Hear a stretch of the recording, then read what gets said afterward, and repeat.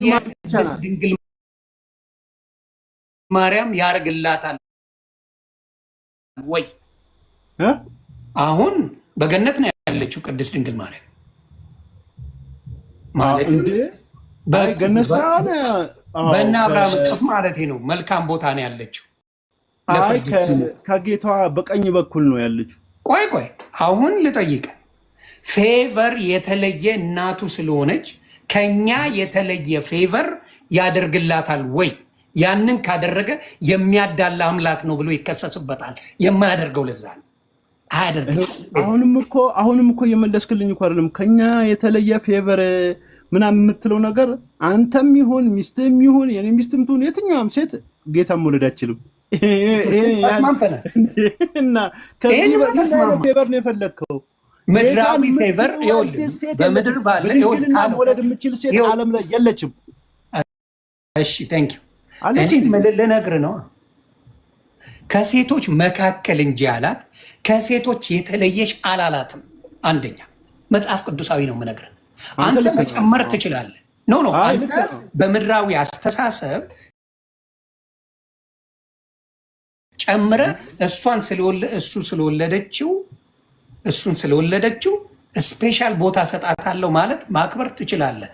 ጸጋን የተሞሉ አንድ ሰው አሳይ መጽሐፍ ቅዱስ ላይ ጸጋን የተሞሉ አንድ ሴት ብቻ ነው ያለችው ቅድስት ድንግል ማርያም። የተሞሉ ምኖች አንድ ሴት አሁን ጸጋን የተሞላሽ ወይ ነው የሚለው አይደል መልአኩ ሲመጣ። አዎ እስኪ ጸጋን የተሞላ ሙሉ ጸጋ ያለው አንድ ሴት አይደለም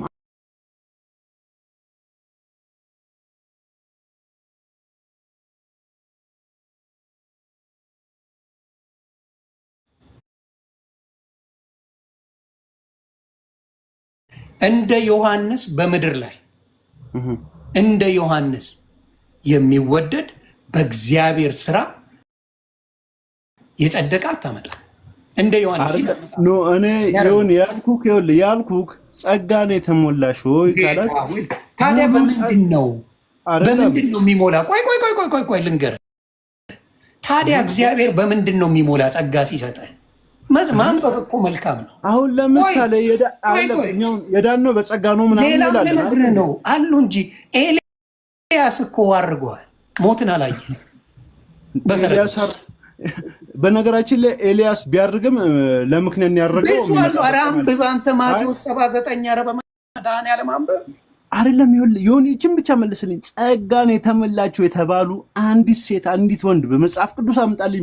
ነገርኩህ ጠቀስኩልህ። ምንድን ነው የላቸውም? የለም ጸጋን የተሞላ ሰው ጸጋን የተሞላ ሰው የለም። ስለማያውቅ ልከራከር አልችልም። እኔ ልከራከረው አልችልም።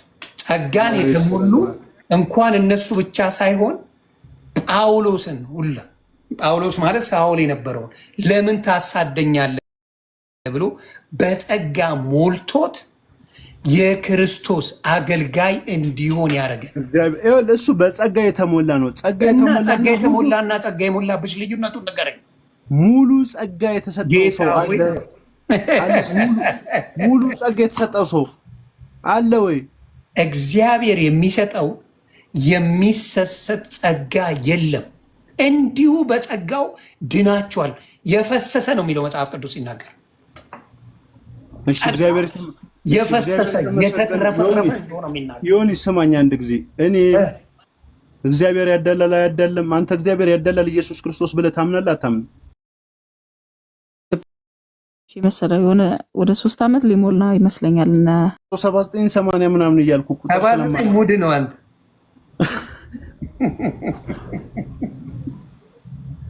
እሺ ላንብብልህ።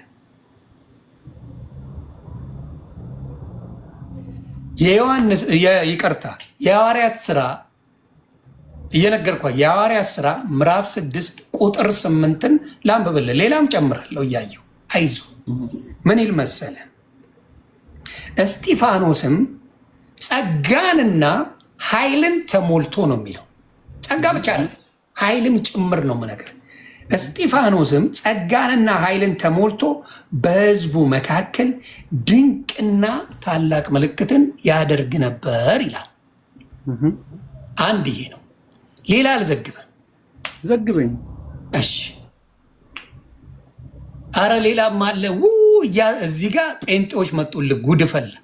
አረ እኔ ምን ጴንጤ የሚሆን ሁላችንም እኛ ሁላችን ይላል ከጸጋው ከመሙላቱ ተቀብለን ጸጋ በጸጋ ላይ ተሰጥቶናልና ይላል።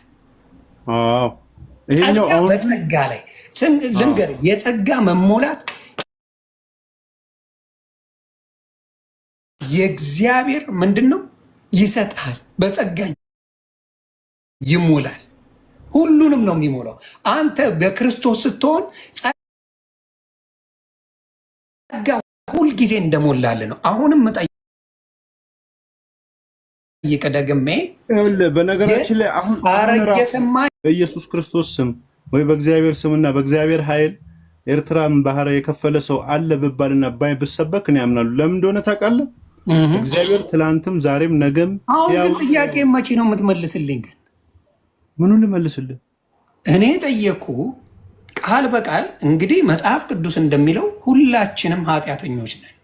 አዎ ሁሉም ምን ይላል? ከነ ቃሉ ላንብብልህ።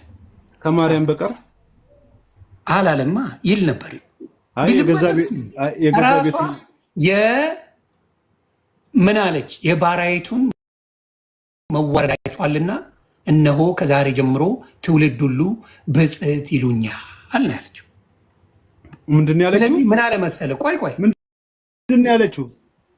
የባሪያይቱን መዋረድ ውርደት አይቷል። ከዛሬ ጀምሮ ትውልድ ሁሉ ምን ይሉኛል? ብፅዕት ይሉኛል። በቃ ብፅዕት እያልካት ኑር ቅድስት ድንግል ማርያም። ሌላውን አዎ ትክክል፣ ብፅዕትማ ትባላለች። አይ ብፅዕት እኛም በቃ 10 ያጻፉት አንዴ ያለው ፕሊስ ኤክስ እያደረጋችሁ ደግሞ ምልክት አትስጡኝ እባካችሁ። ኤክስ አታርጉ፣ ስህተት አርጎ ነው የሚያየው ቲክታክ ወንጌላውያን። ኤክስ እያደረጋችሁ እኔ ማንበብ እችላለሁ፣ ዝም ብዬ ነው የማልፈው።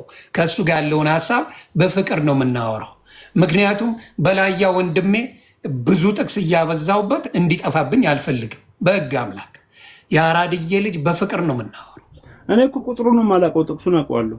እውነት ነው፣ ልክ ነህ። ስለዚህ አሁንም መነግርህ በላያ ምን ይል መሰለህ? ሁሉም ኃጢአትን ሰርተዋልና የእግዚአብሔርም ክብር ጎሏቸዋል ይላል። በኢየሱስ ክርስቶስም በሆነው ቤዛነት በኩል እንዲያው በጸጋው ይጸድቃሉ። አሁን እንዳልኩ የሰው ልጆች በሙሉ ኃጢአተኞች ነን። በቸርነቱ ጸጋውን ይሰጠናል። እንዲሁ እኔ አሁን ለምሳሌ አስቀያሚ ባህሪ የነበረኝ ሰው ነኝ። አስቀያሚ በቃ እኔ ራሱ ማልወደው ልተው ያልቻልኩት ጌታ ምስክሬ፣ ልተው ያልቻልኩት የስድብ መንፈስ እኔ ላይ ነበረ። ጌታ ከተቀበልኩ በኋላ ያ መንፈስ ጠፋ። ክብሩን ጌታ ይውሰድ። ከኔ አይደለም፣ ይቅርታ ከኔ አይደለም፣ እሱ ነው ያንን የሰራው። ናት ሚ እኔ የምሰራው ነገር የለም። እሱ ሰራው፣ እሱ አስተካከለው። የእሱን ወንጌል ነው መናገር ደስ የሚለኝ። ስለሌላ ነገርም ሳወራ ምን ያደርገዋል? አንደበቴ ዱቄት የጠፋችበት ዘመን ሆነ። ዱቄቷ ጠፋች። እግዚአብሔር ይባረክ። አሁንም የምነግርህ ከኛ የሆነ ምንም ነገር በእኛማ ብለው አሁን ለምሳሌ ብዙ ወንጀል የሚሰሩ ወንድሞች ነበር። በጌታ ሲሆኑ ከዛ ወንጀላቸው ወጥተው እንዲሁ በጸጋው የዳኑ ስለሆኑ ነው አመስጋኝ የሆኑት። በሆነ ነገር ከፍዬ ከሆነማ ጉቦ ነው፣ ደሞዝ ነው፣ ደሞዝ ተከፋይ ነኝ። እግዚአብሔር እንዲሁ አላዳነኝም ካልንማ እግዚአብሔር ጉቦኛ ነው። ይህን ስላደረኩለት ይሄን ፌቨር አደረገልኝ የምንለው ምድር ላይ ያለ ነው። አሁን ስንሰራ ለስራዬ ክፈለኝ እልሃለሁ። ባለፈው ዕለት ግን እኮ ሲኦል ያሉትን ለማውጣት አልሞተም ብለኸኛል። ኢየሱስ ክርስቶስ ሲኦል ያሉትን ለማውጣት አልሞተም ብለኸኛል። እሺ የቱ ጋር ነው ሞተ የሚለው? ሲኦል ያሉትን ክርስቶስ ሲኦል ያሉትን ለማውጣት አይደለም የሞተው? ክርስቶስ ሲኦል የወረዱትን ለማውጣት ከሲኦል ሰዎችን ነፃ ለማውጣት ነው የሞተው አይደለም? እሺ አለ ያልከኝ አንተን አይደል? እኔ የለም እልሃለሁ። ከሲኦል የሆኑትን አዎ የለም እልሃለሁ። ክርስቶስ አዲስ ኪዳን ላይ ነው ያለው። አዎ ስለዚህ ኦሪት ላይ ያሉትን ለእነሱ አልሞተም፣ ለአዲስ ኪዳን ነው የሞተው። በጣም ጥሩ። በእንትን ጊዜ ያሉትንማ እየነገርኩ ነው። ምን እያለ መጽሐፍ ቅዱስን ካነበብከው እኮ ልንግባባ እንችል ነበር። በዛ ጊዜ መስዋዕት ያቀርቡ ነበር። ምን አይነት መስዋዕት? ኃጢአታቸው እንዲሰረይላቸው ምን ይላል? መጽሐፍ ቅዱሳዊ ነገር ነው የምነግርህ። የበግና የእንስሳ የእርግብ ደም ልነግርህ እኮ ነው። ከማንኛውም ኃጢአት ምን ይደረጋል? መሰዊያ ላይ ያቀርባሉ። የሚቀርብ ምን አለ? በግ አለ። እሱን መሰዊያ ላይ አቅርበው እግዚአብሔር ያንን መሰዊያ ላይ የቀረበውን መጥቶ በመላእክቱ አድርጎ ይወስደዋል። ከተወሰደ ምን ይሆናል? ለአንድ ዓመት ሙሉ ኃጢአታቸው ተሰርየዋል። ኦልሬዲ ተሰርየዋል። በዛ ጊዜ የሚሞት ሰው ኃጢአት የለበትም። አሁንም ያ ነው። ገባ? በኦሪት ዘመን የነበረው በነ ሙሴ ሕግ የነበረው ይሄ ነው። ምን ያደርጋል? አሁን የሆነ የተሳሳትከ ነው። እሺ ኤርሚያስ ምን ላይ ምን ይላል መሰል? አሁን አንተ እንትን ስለ ኃጢአት ስታወራ ጽድቃችን እንደ መርገም ጨርቅ ሆነ ማለት እነ ነቢዩ ኤርሚያስ፣ ኢሳያስ እና ሌሎች ኢሳያስ ምዕራፍ 64 ላይ ነው የጻፈው። ገነትም አይገቡም ነበር። ገባ? ጽድቃችን እንደ መርገም ጨርቅ ሆነ ሲሉ ጻድቅ ቢሆኑም ገባ? ጻድቅ ቢሆኑም ጽድቃቸው የመርገም ጨርቅ ማለት ነው። ነገርኩህ እኮ የጸደቁበትን ነገር በብሉይ ኪዳን ላይ ያሉትን እየነገርኩ አልጸደቅንም እያለ ነዋ። እንደ መርገም ጨርቅ ሆነ ማለት እኮ ጽድቃችን ከኃጢአታቸውም የተነሳ ትክክል። ግን እሱ የሚያጸድቀው በቸርነቱ እንጂ አንተ በሰራው ስራ አይደለም እያልኩ ነው። ስለዚህ አሁን ኢየሱስ ክርስቶስ የተሰቀለው ኦሪት ላይ ስለነበሩ ሰዎች አይደለም። ትክክል። ለኦሪት ሰዎችማ ተነጋገርን እኮ። ኢየሱስ ክርስቶስ የተሰቀለው እሺ፣ አንተ አብራራልኝ። አሁን የኦሪት ሰዎችን እኔ ዝም ልበል። አንተ የኦሪት ሰዎች መንግስተ ሰማያትን እንዴት ወረሱ ንገረኝ። በኢየሱስ ክርስቶስ መሰቀል ነው የወረሱት። ኦሪት ላይ አልነበረም። ኢየሱስ ክርስቶስ የመጣው ፍጹም ሰው ፍጹም አምላክ ሆኖ የመጣው በአዲስ ኪዳን ነው። እንዴ የተሰቀለው እኮ በአዳም ምክንያት ነው። በአዳም ምክንያት ከተሰቀለ እንዴት በአዳም ምክንያት ኃጢአተኛ ነበርን፣ በኢየሱስ ክርስቶስ ደግሞ ጻድቅ ሆነን ይላል መጽሐፍ ቅዱስ። ስለዚህ ለምሳሌ ሰደምና ጎመራ ላይ የእንትናን የማን ነው የሎጥን ልጆች ራሱ ሊደፍሩ ምድር ያወጣቻቸው ሰዎች እንዳለ ገነትን ያሉ፣ ምክንያቱም ለነሱ ጭምር ነው ኢየሱስ ክርስቶስ የተሰቀለው። እሺ፣ ምክንያቱም ለነሱ ካልተሰቀለ እነሱ የአዳም ልጆች ናቸው አይደሉም? ናቸው። እና ከሆኑ በአዳም ጥፋት ሞት መጣ አይደለ? ከዛ የዘላለማዊ ሞት ሊያደነን ኢየሱስ ክርስቶስ ተሰቀለ።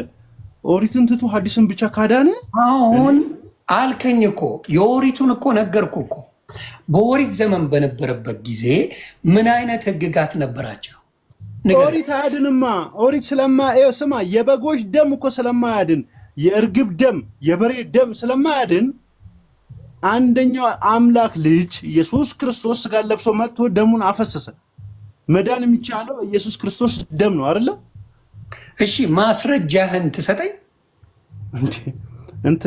እኔ ማስረጃ አንድ መዝሙር ነው የዘርፌ ነው በጣም ወደው እና ንጹህ ስጋ ንጹህ ደም ተሰጠ ለዓለም፣ ሁሉም ነፃ ወጣ ተፈወሰ በመድኃኔዓለም የሚል ነው። እና የኦሪቱ ስባት የከብቶቹ ደም ማወጅ ስላልቻለ ህይወት ለአዳም የአዳም ልጅ ኢየሱስ ከሰማይ ወረደ፣ በከበረው ደሙ ሞትን አዋረደ። አለቀ እንጂ ለሐዲስ ኪዳን ነዋሪዎች አይደለም ኢየሱስ ክርስቶስ የሞተው ለሁሉም። አሁን እያልኩ ያለው ስንነጋገር የኦሪት ሰዎች እንዴት ይድኑ ነበር ብለህ ጠየቀኝ አይደለ? ሞተዋል፣ እነሱ አልፈዋል አይደለ? ምክንያቱም መጽሐፍ ቅዱስ ላይ ሲናገር መጽሐፈ ኢዮብ ምዕራፍ 7 ቁጥር 9 ላይ ሲኦል ያሉ ወደ ገነት እንደማይገቡ መጽሐፍ ቅዱስ ይናገራል አይደለም? ካልሆነ ላንብብልህና እናወራለን። ስለዚህ በምድር ቆይ ላንብበው አይደለም። ክርስቶስ የሕያዋንና የሙታን አምላክ እንደሆነ ታምናለህ አታምንም? ትክክል። የሁሉም አምላክ ደብረ ታቦር ላይም ይዟቸው የመጣ ለእነ ጴጥሮስ አዲስ ኪዳን ላይ ያሳያቸው ሙሴንና ኤልያስ የሁሉም አምላክ እንደሆነ እነግርሃለሁ። ችግሩ አንተ ጋር ያለው መጽሐፍ ቅዱስን ለአንተ የሚጣፍጣትን እንደ ሚጥሚጣ እያደረግ እያጠቀስክ እንደ ጥሬ ስጋ የምትበላት ነው ያልተመቸኝ።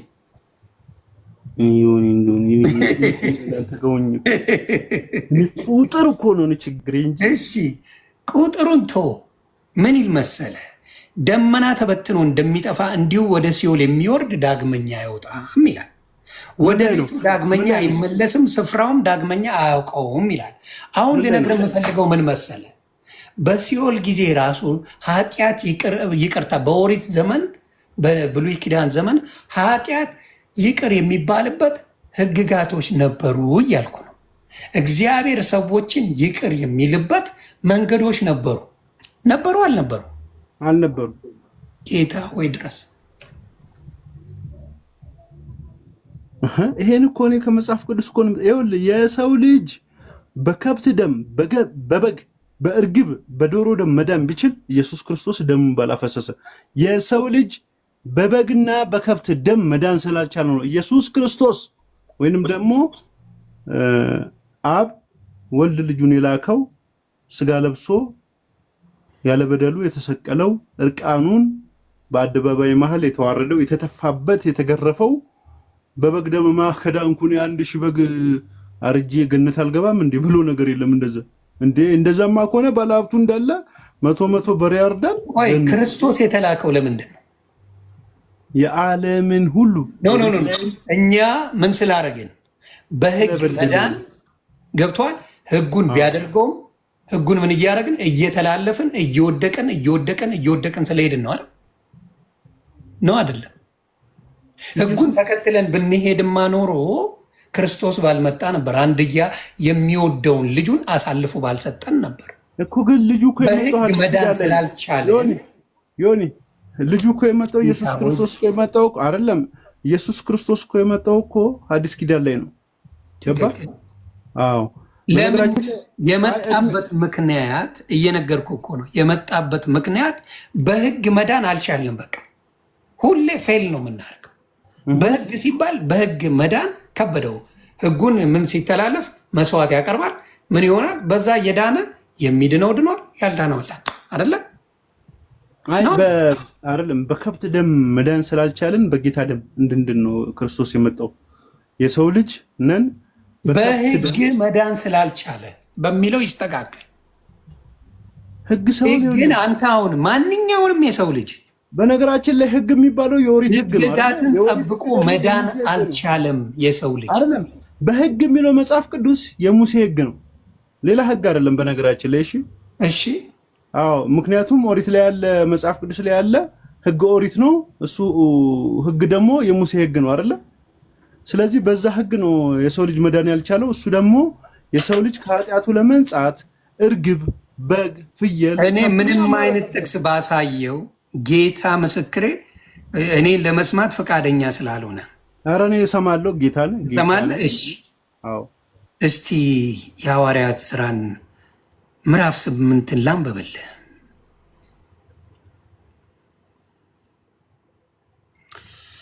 እሺ ላንብብና አንተ ትተረጉመዋለህ፣ እኔ ተዋለሁ። አዳምጡ፣ ታፕ አድርጉ። 100 ሺህ እንኳን አልገባንም። ጌታ ወይ ድረስ 100 ሺህ ያስገቡ ቤተሰብ። በዚያን ቀንም በኢየሩሳሌም ባለች ቤተ ክርስቲያን ላይ ታላቅ ስደት ሆነ። ሁሉም ከሐዋርያትም በቀር ወደ ይሁዳና ወደ ሰማርያ አገሮች ተበተኑ። በጸሎትም የተጉ ሰዎች እስጢፋኖስን ቀበሩት፣ ታላቅም ልቅሶ አለቀሱለት። ሳኦል ግን ቤተ ክርስቲያንን ያፈርስ ነበር። ወደ ሁሉም ቤት እየገባ ወንዶችንም ሴቶች እየጎተተ ወደ ወህኒ አሳልፎ ይሰጥም ነበር። የተበተኑትም ቃሉን እየሰበኩ ዞሩ። ፊልጶስም ወደ ሰማርያ ከተማ ወርዶ ክርስቶስን ሰበከላቸው። ሕዝቡም የፊልጶስን ቃል በሰሙ ጊዜ ያደርጋት የነበረውን ምልክት ባዩ ጊዜ የተናገረውን በአንድ ልብ አደመጡ። እርኩሳን መናፍስት በታላቅ ድምፅ እየጮሁ ከብዙ ሰዎች ይወጡ ነበርና ብዙም ሽባዎችና አንካሶች ተፈወሱ። በዚያች ከተማ ታላቅ ደስታ ሆነ። ሲሞን የሚሉት አንድ ሰው ግን እኔ ታላቅ ነኝ ብሎ እየጠነቆለ የሰማርያን ወገን እያስረገመ ቀድሞ በከተማ ነበረ። ከታናናሾችም ጀምሮ እስከ ታላላቆቹ ድረስ ታላቁ የእግዚአብሔር ኃይል ይህ ነው እያሉ ሁሉ ያደምጡ ነበር። ከብዙ ዘመንም ጀምሮ ጥንቆላ ስላስገረማቸው ያደምጡት ነበር። ነገር ግን ስለ እግዚአብሔር መንግሥትና ስለ ኢየሱስ ክርስቶስ ስም እየሰበከላቸው ፊልጶስን ባመኑት ጊዜ ወንዶችም ሴቶችም ተጠመቁ። ሲሞንም ደግሞ ራሱ አመነ፣ ተጠምቆም ከፊልጶስ ጋር ይተባበር ነበር። የሚያደርገውም ምልክትና ተአምራት ባየ ጊዜ ተገረመ። በኢየሩሳሌምም የነበሩት ሐዋርያት የሰማርያ ልጆች የእግዚአብሔርን ቃል እንደተቀበሉ ሰምተው ጴጥሮስንና ዮሐንስን ሰደዱላቸው። እነርሱም በወረዱ ጊዜ መንፈስ ቅዱስን ይቀበሉ ዘንድ ጸለዩላቸው። በጌታ በኢየሱስም ብቻ ተጠምቀው ነበር እንጂ ከእነርሱ በአንዱ ላይ ስንኳ ገና አልወረደም ነበርና። በዚያን ጊዜ እጃቸውን ጫኑባቸው፣ በመንፈስ ቅዱስም ተቀበሉ። ሲሞንም በሐዋርያት እጅ መጫን መንፈስ ቅዱስ እንዲሰጥ ባየ ጊዜ ገንዘብም አመጣላቸውና እጄን የምጭንበት ሁሉ መንፈስ ቅዱስ ይቀበል ዘንድ ለእኔ ደግሞ ይህን ስልጣን ስጡኝ አለ። ጴጥሮስም እንዲህ አለው፣ የእግዚአብሔርን ስጦታ በገንዘብ እንድታገኝ አስበሃልና ብር ከአንተ ጋር ይጥፋ አለው። ልብ በእግዚአብሔር ፊት የቀና አይደለምና ከነዚህ ነገር እድል ወይም ፈንታ የለህም። እንግዲህ ስለዚህ ክፋትን ንስሐ ግባ፣ ምናልባትም የልብህን ሐሳብ ይቅር ይልህ እንደሆነ ወደ እግዚአብሔር ለምን። በመራራ መርዝና በአመፅ ስራት እንዳለ አይሃለሁና። ስለዚህ ቆይ ስለ ሙሴ ለማምጣት ፈልጌ ነው። አንዴ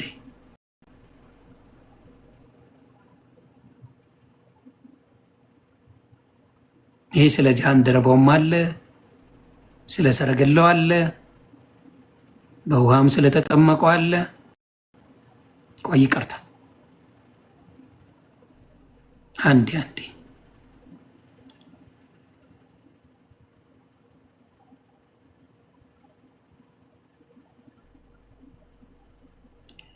አንዴ ይቅርታ።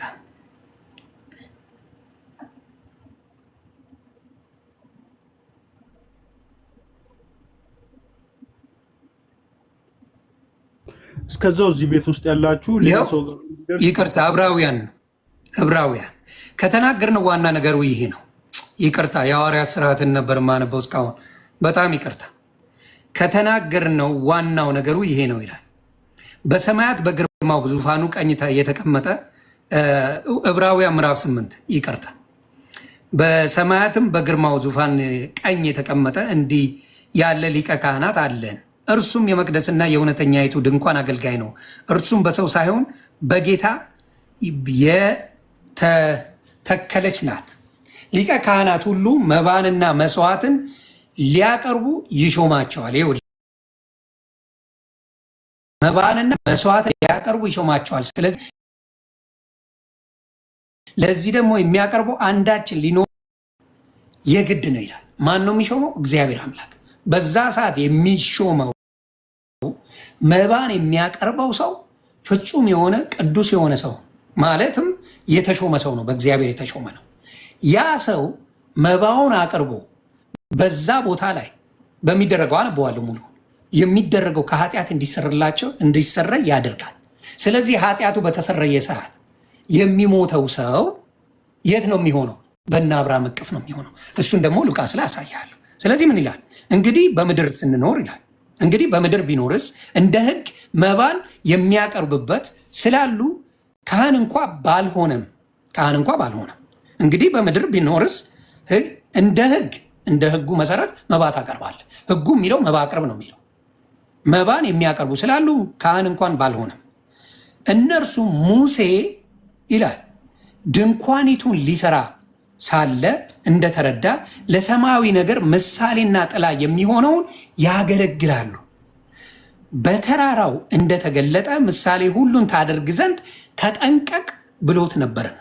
ስለዚህ ትእዛዝ ሰጥቷል። እግዚአብሔር አምላክ መሰዊያውን እንዲያደርግ ትእዛዝ ሰጥቶታል። ፊተኛው ኪዳን ነቀፋ ባይኖረውም ለሁለተኛው ስፍራ ባልተፈለገም ነበር። ገባ? ፊተኛው ኪዳን ነቀፋ ባይኖረው ለሁለተኛው ስፍራ አልተፈለገም ነበር። ነቀፋ የነበረበት ለምንድን ነው? ሰው ሕጉን ይተላለፋል። በቃ ሕግን መቋቋም የማይችል ማንነት ስላለው። ስለዚህ ምን ይላል? እነርሱን እየነቀፈ ይላቸዋልና እነሆ ከእስራኤል ቤትና ከይሁዳ ቤት ጋር አዲስ ኪዳን የምንገባበት ወራት ይመጣል። አዲስ ኪዳን የምንገባበት ከማጋ ከክርስቶስ ጋር ማለት ነው። እሱ ጊዜ እስከሚመጣ ጊዜ ድረስ ግን በሙሴ ሕግ ሰው ይተዳደር ነበር።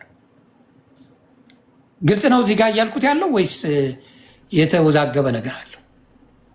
ኧረ ግልጽ ነው። እኔ ገባኛ ነው የማውቀው። በጣም ከግብፅ ሀገር አወጣቸው ዘንድ እጃቸውን በያዝኩበት ቀን ከአባቶቻቸው ጋር እንደገባሁት ኪዳን አይደለም፣ እነርሱ በኪዳኔ አልጸኑምና እኔም ቸል አልኳቸው ይላል ጌታ። ለምን? የሰጣቸው በሙሴ ጊዜ የነበረው ሕግ ኪዳን ነበረ። ማን አልጸናም? ህዝቡ አልጸናም። በሕግ ሊጸና አልቻለም። ስለዚህ እኔም ቸል አልኳቸው ይላል። ከዚያን ወራት በኋላ ከእስራኤል ቤት የምገባው ቃል ኪዳን ይህ ነውና ይላል ጌታ፣ ሕጌን በልቦናቸው አኖራለሁ፣ በልባቸውም እጽፈዋለሁ። እኔም አምላክ እሆናቸዋለሁ፣ እነርሱም ሕዝብ ይሆኑኛል። እያንዳንዱም ጎረቤቱንም እያንዳንዱንም ወንድሙን ጌታን እወቅ ብሎ አያስተምርም። ከታናሾቹ ጀምሮ እስከ ታላቁ ድረስ ሁሉ ያውቁኛል። አመፃቸውን እምራቸዋለሁና ኃጢአታቸውንም ደግሜ አላስብም። አዲስ በማለቱ ፊት አስረጅቷል፣ አሮጌና ውራጅ የሆነውንስ ሊጠፋ ቀርቧል ይላል።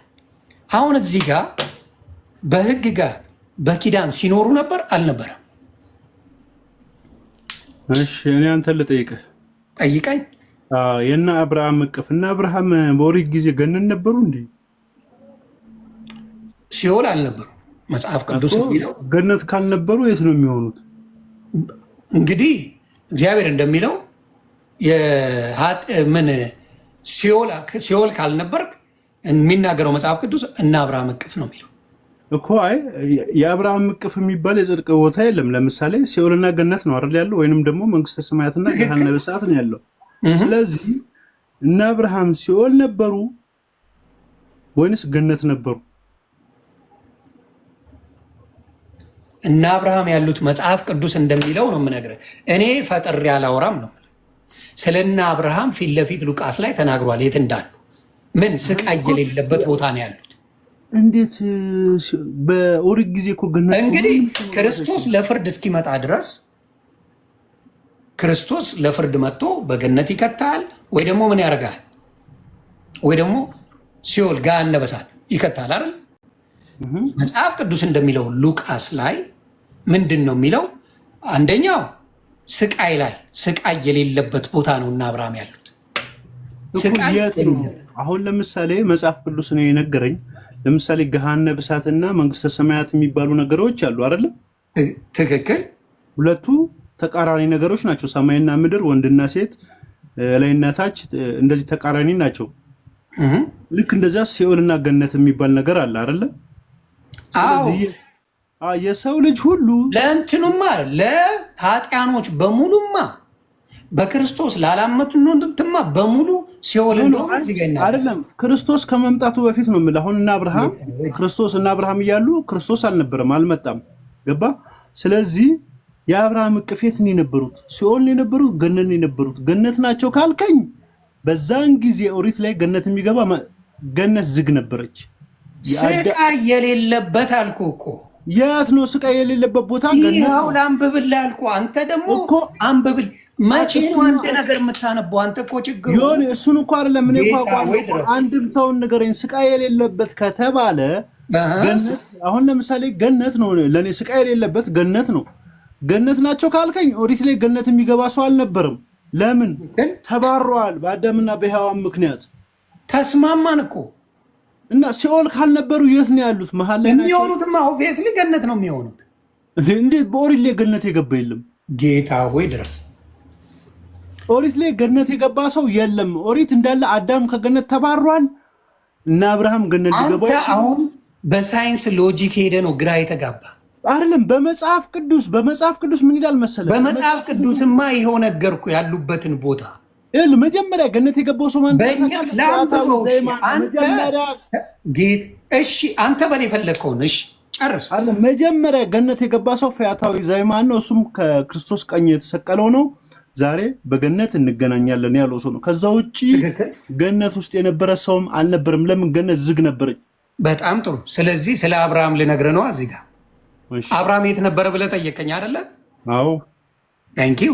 እናንበው ሉቃስ 16 ከምዕራፍ 19 ጀምሮ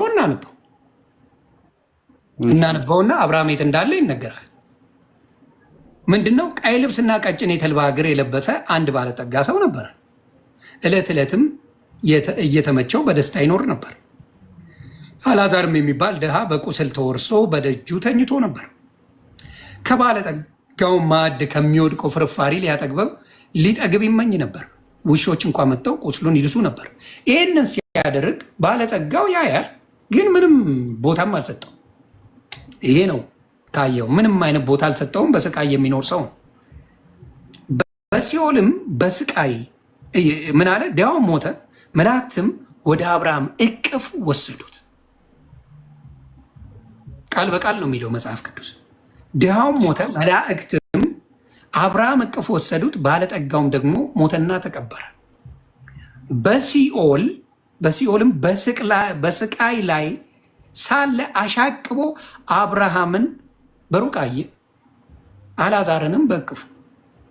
እርሱም እየጮኸ አብርሃም አባት ሆይ ማረኝ፣ በዚህ ነበልባል እሰቃያለሁና የጣቱን ጫፍ በውሃ ነክሮ መላሴን እንዲያበርድልኝ አልዓዛርን ስደድልኝ አለው። ያየዋል። ሲኦል አለ፣ ግን ገነት ግን ምን አልተከፈተም ነበር በዛ ጊዜ። ግን ያየዋል። እየተሰቃየው አይደለም፣ ስቃይ የሌለበት ቦታ እንደሆነ። አሁን ለምሳሌ ልዘግብ በአራዳ ቋንቋ የቴዲ ኮንሰርት አለ። ዝግጅቱን ለመከተል የሚፈልጉ ሰዎች ትኬቱን ቀርጠው በር ላይ ነው የሚጠብቁት። ከዛ በኋላ ትኬት ቆራጩ መጥቶ ግቡ ሲል ትኬት እያሳየ ነው የምትገባው። ገነትም ምን ትጠብቃለህ? ምን አለ? ድነሃል፣ ወደ እግዚአብሔር ቤት ገቢና ልክ ክርስቶስ ምን ሲመጣና ሲነሳ የትንሣኤው ጊዜ አብረ የምትገባው ነው። ምን እንደ ቢግ ዲል የምታየው ነገር ግራን ይገባኝ። ምክንያቱም ምን አለ? ኦልሬዲ ይዘሃል፣ ትኬቱን ይዛል። የምንን? የገነትን ድነሃል። ኦልሬዲ አለ ቦታ። የለም አትባለ። የለም የማትባለውን ቦታ የተሰጠን የዳንክበትን እዛ የሚጠባበቁ ያሉበት እዚህ በእሳት የሚነዱበት እዚህ ጋር ግን ምንም የማትሆንበት ቦታ እግዚአብሔር አስቀምጧል። ስቃይ የሌለበት እንደሆነ በግልጽ መጽሐፍ ቅዱስ ይናገራል። ምንም አይነት ስቃይ የሌለበት ቦታ ነው ያለው። ስቃዩን የሚሰቃየው አፈር የሚበላው ምን የሆነው በምድር ላይ እግዚአብሔርን ያላመለከ በጥጋቡ ፉን ሲል የነበረ ኃጢአተኛ የሆነ ስቃዩን ይበላል። ድህነት የሚመጣው መቼ ነው? በክርስቶስ ጊዜ። ከዛ በሩ ሲከፈት ገቢዎች ነው። የመጀመሪያ የገባው እንዲያው ኃጢአተኛ ነው። እሱን የተናገረው ደግሞ ምሳሌ አለው። ክርስቶስ የመጣው ለኃጢያን እንጂ ለጻድቃን እንዳልነበረ መጽሐፍ ቅዱስ ላይ ተናግሯል። ስለዚህ ምን ላይ ነበረ እንደነገርኩ እንዴት ገባችሁ? የቴዲን ኮንሰርት ካል ትኬት ቆርጠን ነበር ይለዋል። ትኬት ተቆርጦ ነበር። ገቡ። በር ላይ ጠብቁ ነበር። ከዛ በፊት ከመከፈቱ በፊት ይጠብቁ ነበር። ከዛ ልክ ግቡ ሲባል ትገባል። ደሰውል ድዝባ እንዴት ሊከብድ እንደቻለ የእንትኑ ሳይቆረቆር የኃጢአተኞቹ ሳይገርም የጻድቆቹን መፈላሰፍ ነው የሚደንቀኝ። የሆነ እኔ አሁን እኮ ፍልስፍና እኮ አይደለም የማወራው። አሁን ለምሳሌ እኔ ወንጌል አማኝ ነኝ። ኦርቶዶክስ ነኝ። አሁን አንተ የምታወራው አብርሃም የሆነ ቦታ ላይ ሆኖ ሲኦል ላይ ኧረ ምላሴን አርስልኝ ምናምን ይላል ትለኛለህ። ሲጀመር ምላስ እኔ አላልኩም እንዴ በጌታ መጽሐፍ። አዎ ታነብልኛለህ። ግን የምጠይቅህን ጥያቄ ደግሞ ምን አለ መሰለህ ዮኒ፣ ሐዋርያቶች ጠየቁት ስለ ሰርግ ምናምን ጠየቁት። እኔ ጥቅሱን ቁጥሩን በለኛ ሐዋርያት ጠየቁት ስለ ሰርግሽ። አዎ ከዛ ምን እንዴ ከዘላለም ህይወት ላይ እንደዚህ እንደምራዊ ህይወት መብላት የለ መጠጣት የለ መራብ የለ እንደ መላእክት ነው የምንኖሩት ይላል። እዛ ደግሞ አብርሃም ውሃ ያረሳል። እንዴ ያረቶ እንዴ እኔ መጽሐፍ ቅዱስ የሚለውን እኮ ነው የምልህ እኮ ይጋጫል። ይሄ እኮ ነው አሁን ይኸውልህ አንተም የሚለው ማን ነው ተቃጠልኩ ያለው ሲኦል ያለው ገነት። ቆይ አንተ ባልከው እንሂድ። አንተ ባልከው ልሂድልህ። አንተ ባልከው ላይ አልዓዛር ውሃ ጠማኝ አለ። ገነት ላይ ውሃ ጠማኝ አለ። መጠማት ኢየሱስ ክርስቶስ ከሞት በኋላ መጠማት ቆይ መለስልኝ። የምንም መተጣጠፍ የለም። አሁን ሲኦል ላይ ያለው ውሃ ተጠማው አለ። ሲኦል ላይ አይጠማማ። ምክንያቱም ምድር ላይ ያለው ቆይ አንዴ ስማኛ፣ ምድር ላይ ያሉማ ይሄ ሰው እየጠማው ቁስሉን ውሻዎች እየላሱት እየጠማው ሊበላ ራሱ ከውሻዎቹ የወዳደቀውን ሊበላ እየፈለገ ይራብ ነበር፣ ጠምቶት ነበር፣ ተርዞ ነበር፣ ተሰቃይቶ ነበር ምድር እያለ። ሰማይ ቤት ሲሄድ ግን ምንም አይነት ረሃብ አልነበረውም፣ አልተራበም፣ አልተጠማም፣ ምን አላለም። የሞላለትስ ምድር ላይ የሚደፋው ምግቡ ላይ የነበረው የሚያምር ልብስ ሲለብስ የነበረ ሁሉን ነገር ሲያደርግ የነበረው ሲኦል ቤት ተጠማ። መጽሐፍ ቅዱስ ነው የሚልን ናቅሚ። ስለዚህ ጥማት ያለው መቃጠል ያለው ብዙ መከራ ያለው ሲኦል እንጂ ገነት ላይ መጠማት እንደሌለ ራስ አረጋገጥክልኝ እያልኩ እኮ ነው። አይደለም ይኸውልህ፣ መጽሐፍ ቅዱስ ደግሞ ምን ይላል መሰለክ? መራብ፣ መብላት፣ መጠጣት የዚህ ምድር ህይወት ነው። ሰው ከሞተ በኋላ በመንፈስ ስለሚኖር እንደ መላእክት ነው የሚኖረው። ገባ? ትክክል። እንደ መላእክት ከኖረ መላእክት አይበሉም፣ ስለማይበሉ አይራቡም። አዎ፣ አብርሃም አልበላም፣ አላዛርም አልበላም። አይጠጡም፣ ስለማይጠጡ። አዎ፣ በመንግስት ላይ በእግዚአብሔር መንግስት ላይ ያ ሲኦል ያለው አማኝም ቢለው አብርሃም አይደለም። አዎ፣ ግን አብርሃም ጋር ከሱ ውሃ ነክረ ምላሴን አረሰልኝ። አብርሃም ውሃ ጋር ምን ይሰራል? እንዲሁ የማይጠጣው እዛ ላይማ ምን የሌለ ነገር አለ? ገነት ላይ ሁሉ ነገር ይሁን። እንደሱ አይደለም። ይኸውልህ ስማ፣ እሱ ምሳሌ ነው። እኔ አሁን አንተ የምታነበው ጥቅስ ምሳሌ ነው። ምን መሰለህ? እኔ ሲሆን ሆነ አሁን አልችልም ውሃ ማጠጣት። አንክርና ማኛው ተቃጠልኩ ብትለኝ አኬናዱ ላይ ሶሪ በላያ ዩኖ ዮር ብራዘር በመሃላችን ትልቅ ገደል አለ ብዬ መጽሐፍ ቅዱስ እንደሚለው ላል የለም እንትን በፊት ድሮ ማለት ነው። ስለዚህ የቅድሙንም አልመለስክልኝም። አይደለም ቆየውን አንዴ ስማኝማ። ድሮ የኔ ጥያቄዎች በሙሉ አይመለሱም፣ ያንተ ይመለሳል። ከአሁኑ ጥቅስ ጋር የሚመሳሰል ነገር ነበረኝ። ምን መሰለ? እሺ፣ በጣም ማፈቅራት ልጅ ነበረችና ሞተች። ፌስቡክ ላይ ያሉ ሰዎች እንኳን ያውቃሉ። አዎ፣ ይምራታል። እግዚአብሔር ክርስቶስን ታምን ነበር። ጨጓራዋን ልጠባት ገላት። ይገርመኛል። ቀጥል። አይ ከዛ ሲኦል ያየሁሽ ቀን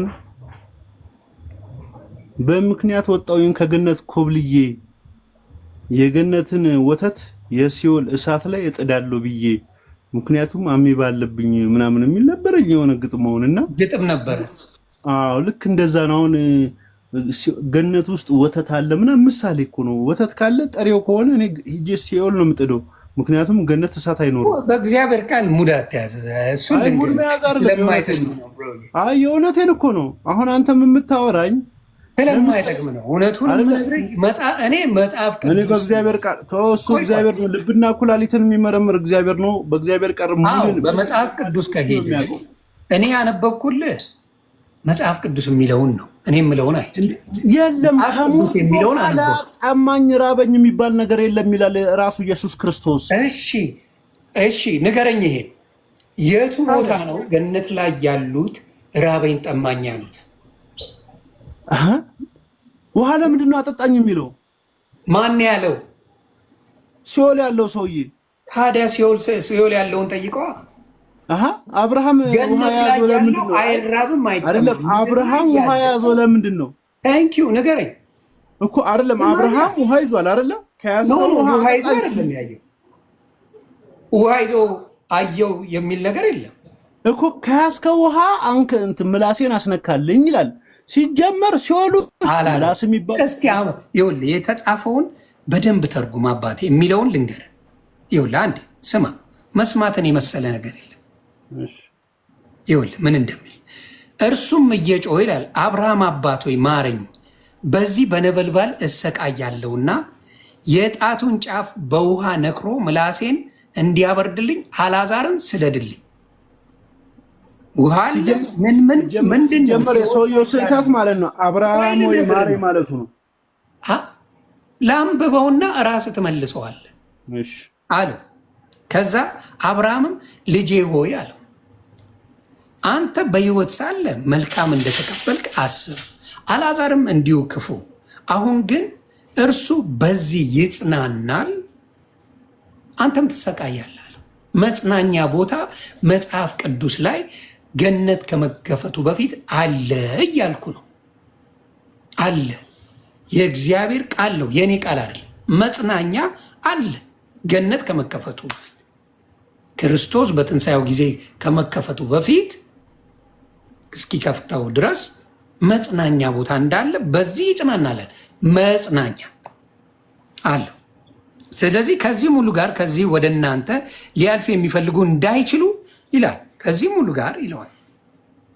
ከዚህም ሁሉ ጋር ከዚህ ወደ እናንተ ሊያልፉ የሚፈልጉ እንዳይችሉ ወዲያ ያሉት ደግሞ ወደኛ እንዳይሻገሩ በእኛና በእናንተ መካከል ታላቅ ገደል ተደርጓል።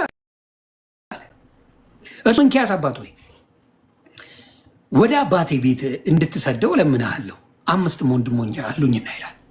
ምክንያቱም ወደ ይናገራል። አባቱ ሀብታም ነው፣ ወንድሞቹ ሀብታም ናቸው፣ በቃ ፈታ የሚሉ ናቸው። አብርሃም ግን እንዲህ አለው ይላል። አብርሃም ግን ሙሴና ነቢያት አሏቸው፣ እነርሱ ይስማ፣ እነርሱን ይስሙ። ሙሴ ነቢያቶች አሉ፣ እነሱን ይስሙ። ከዛ እርሱም አይደለም አለ። አብርሃም አባት ሆይ ነገር ግን ከሙታን አንዱ ቢሄድላቸው ንስሐ ይገባሉ አለ። ኃጢአታችንን ይሰረይ ይቅር በለን ብለው ይጸልያሉ ማለት ነው። በንስሐ ይጠመቃሉ። ምንድን ነው ያለው? ሙሴንና ነቢያቱም የማይሰሙ ከሆነ ከሙታን አንዱ እንኳን ቢነሳ አያምኑም አለ። ስለሚያውቅ በቃ ያላመነ ምንም ነገር ብታደርግለት አያምንም። ያላመነ ይሄ ስላላመነ ነው ወደ ሲኦል የገባው። ወንድሙን ስላላየ ነው። በቁስል ሲሰቃይ፣ በረሃብ ሲሰቃይ፣ በምን ሲሰቃይ ስላላየው ነው። እንደ ወንድሙ ስላላየ። ከእናት ስጋ የተወለድከው ብቻ አይደለም ወንድምነት። ወንድምነት በሁሉ ነው። ወንጌልን ይሰብኩ ነበር እነ ሙሴ። እነሱን አላይም ካሉ ገስበዋል፣ በሲኦል እንደሚኖሩ ይታወቃል። ስለዚህ አሁንም እምልህ በደንብ አድርጌ እነግርሃለሁ። እዚህ ጋር መጽናኛ ቦታ በዚህ ይጽናናል ካለ የመጽናኛ ቦታ ነው ማለት ነው። መጽናኛ ቦታ አልዓዛር አለው የክርስቶስ እስኪመጣ ድረስ፣ ያ ደግሞ ሲኦል አለ። ይሄ ነው መጽሐፍ ቅዱስ የሚለው። አንተ በምትለው ደግሞ መልስልኝ። እሺ፣ ሲጀመር ጸሎቱን የጸለየው ሰውዬ አብርሃምን የተማጸነው ሰውዬ ነው። ችግሩ ያለው እሱ ጋር ነው። አይ የእውነቴን ነው። አንተ ያነበብክልኝ ነው። እኔ የምልህ ያነበብከውን ችግሩ ያለው እሱ ጋር ነው። ንገረው። እሺ፣ አብርሃም አባቴ ማረኝ ነው የሚለው። አብርሃም ሆይ ማረኝ ነው የሚለው አይደለም፣ ላክልኝ ነው የሚለው። እሱማ ስለመቃጠሉ ነው የሚለው። አይ ይላል፣ አብርሃም ሆይ ማረኝ ይላል ማለት ያለበት። አሁን ኦርቶዶክሶች እኮ የቅድስት ድንግል ማርያም አምላክ ልጅ ማረኝ ነው የሚለው። እሱ ግን ምንድን ነው ያለው? አብርሃም ማረኝ። እንዴ አብርሃም መሐሪ አይደለም እኮ አስማሪ ነው መሆን የሚችለው። አየህ ችግሩ እዚች ጋር ነው ያለው። አብርሃም ማረኝ እንዴት ይላል? የአብርሃም አምላክ ሆይ ማረኝ ቢል ግን አብርሃም ራሱ ኧረ እባክህ ማረው ብሎ ይጸልይልን ነበር። እሺ ማን ነው የሚለው? እዚህ ጋር ግን ምንድን ነው የሚለው? አብርሃም ሆይ ማረኝ። አብርሃም አምላክ እኮ አይደለም። ስለዚህ ስህተቱ ይሄ ነዋ። እዚህም ጋር ማየት ትችላለህ።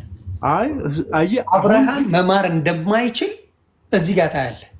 እኛ ግን የአብርሃም ስለዚህ አንተ አሁን አብርሃም ወይ ድንግል ማርያም ልጅ ወይ ማረን እንዴ? ድንግል ማርያም ወይ ማረን እኮ የሚል ጸሎት የለም። አሁን ስማ፣ አሁን ለምሳሌ ገብርኤልን ከክርስቶስ፣ ድንግል ማርያምን ከክርስቶስ፣ ሚካኤልን ከክርስቶስ ከእግዚአብሔር ነው እንጂ የምናገናኘው። እኔ ቀጥታ ሂጄ ድንግል ማርያም ሆይ ማርኛል መሐሪ ማን እንደሆነ ያውቃሉ። ሰውየው ግን አላወቀም። ምንድን ነው ያለው? አብርሃም ሆይ ማረኝ። እንዴ የአብርሃም አምላክ ሆይ ማረኝ አይልም። እዚህ ጋር ነው ስህተቱ ያለው። እሺ አለ ይባል ምን ትላለህ? እንዴ አብርሃም ማሪ አይደለም። አንደኛ፣ ሁለተኛ ደግሞ ይምለው ነበረ እሺ ይለው ነበረ። አረ እንዴ ይሄ እኮ ምሳሌ ነው። ምሳሌ ምን መሰለክ? ይሄ የንስሐ ምሳሌ ነው። እሱ ምንድነው? ለዛም ነው የሚያጸልየውን እመለሳለሁ ወደዛ ጥያቄ። የሚጸልየውን እንኳን የማያውቅ ሰው እንደሆነ በዛ ታውቃለህ አይደለም? ይሄ ይኸውልህ የምድር ምሳሌ ነው። እሱ ምንድነው? የንስሐ ምሳሌ ነው። ምድር ላይ መልካም ነገር አንድ ሰው ምድር ላይ ለሰራው ኃጢአት ንስሐ ካልገባ ወይ ምድር ላይ ላለው ህይወቱ መልካም ነገር ካልሰራ በሰማይ ከሞተ በኋላ ላስተካከል የሚለው ነገር የለውም። ካላመነ ነው የሚለው መጽሐፍ ቅዱስ የሚለው ማመን ላይ ነው ፎከሱ። የትም ብትሄድ አንቺ ሴት እምነትሽ አድኖሻል እያለ ነው የሚናገረው። በማመናቸው ነው። አብርሃም እኮ ነው ይሄ እኮ ያመነው እኮ እንደ አብርሃም ወይ ማረኝ እንጂ ክርስቶስ ማረኝ እኮ አላለም።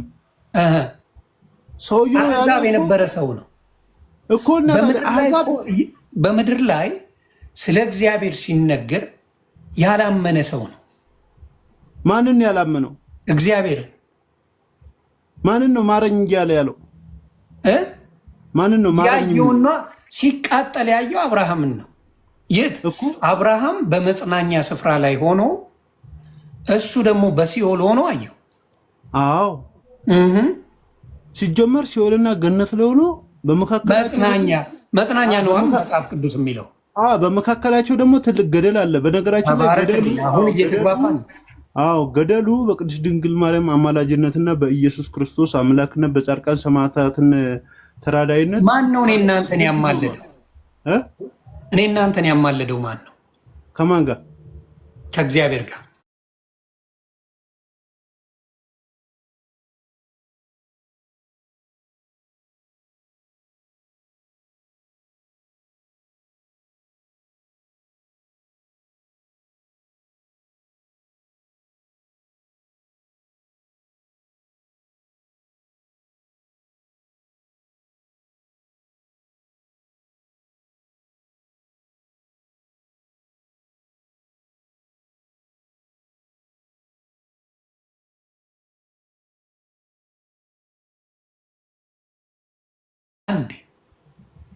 አሁን አንተ ከቅድስት ድንግል ማርያም ጸጋው ይላል።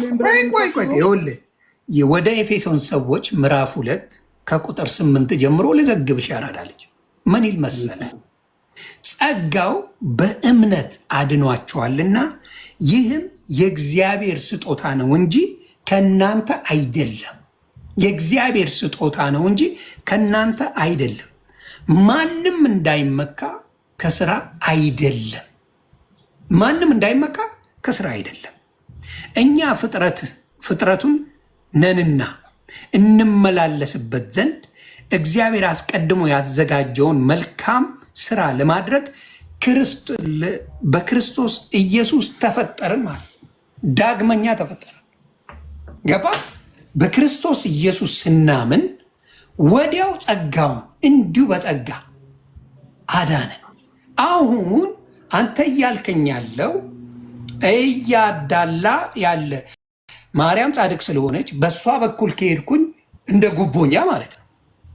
እንደ ጉቦ ተቀባይ ይሄ ሰው የተሻለ ስለሆነ ወይም ደግሞ ይህን ሰውዬ የተሻለ ስልጣን ስላለው በሱ በኩል ከሄድኩኝ ጸሎቴ ይሰማል። ይሄ ሰው የተሻለ ስለሆነ ትክክለኛ ምድራዊ አድሎ ያለበት የኢትዮጵያ ፖለቲካ ማለት ነው። የለም ይኸውልህ፣ ስማ፣ አሁን አንተ የምታወራው በማርያም በኩል ስለሄድክ፣ በገብርኤል በኩል ስለሄድክ፣ በሚካኤል በኩል ስለሄድክ እግዚአብሔርና ክርስቶስ ለአንተ ያደላልህ የሚል የኦርቶዶክስ አስተምሮትም የለም።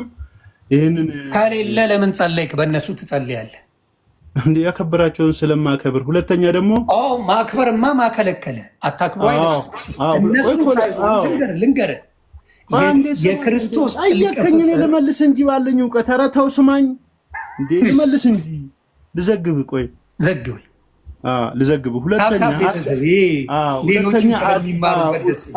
ሁለተኛ አያዳላም ብለሃል። ዮሐንስን ግን ምን ብሎታል ብለኸኛን ቅድም?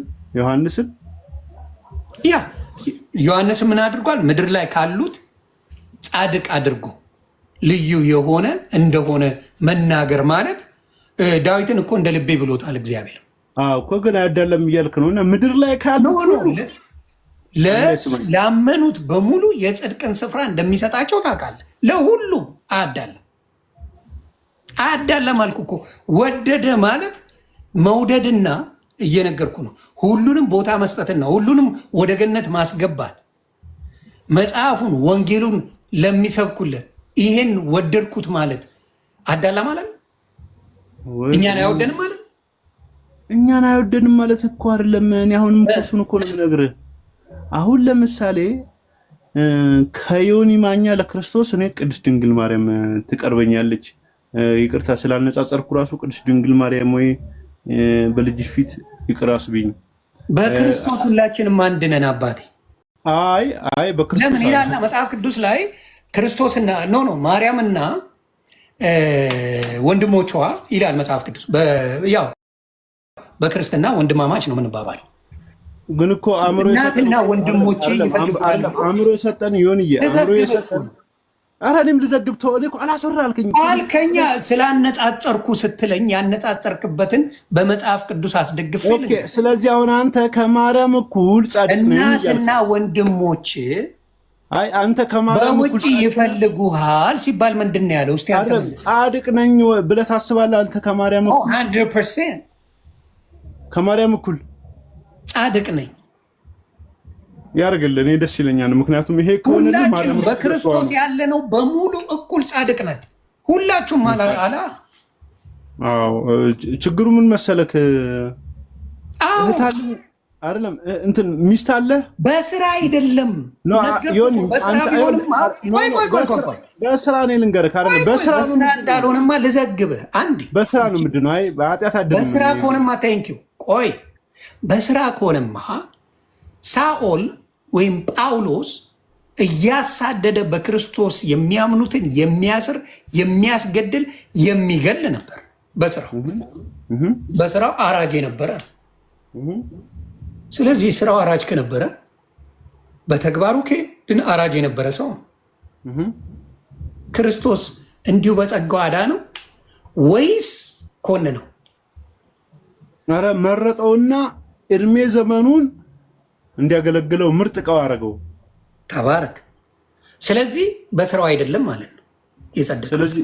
ስለዚህ አሁን ስለዚህ በስራው አልጸደቀም ማለት ነው። አይ እንዳንተ አስተሳሰብ ከሆነ ከነገ ጀምሮ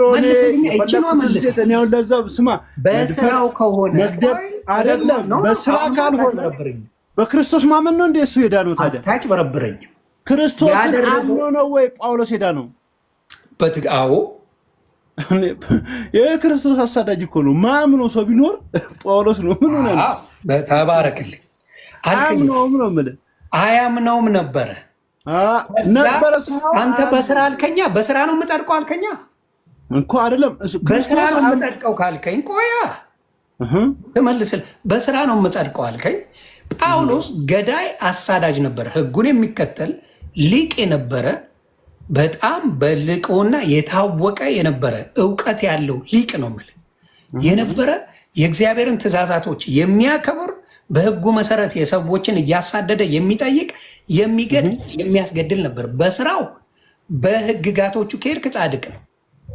ህጉ አይ በስራው ግን እኮ አዳነም። በስራው አልከኛ። አይ አይደለም ጌታ ስራው አንተ በስራው አልከኝ። እኔ ደግሞ እንዲሁ ጌታ አጸደቀው እያልኩ ነው። ጌታ እንዴት ነው ገዳይን ያጸድቃል ጨፍጫፊን ያጸድቃል እያልኩ ባረክልኝ። ምን አለው መሰለ?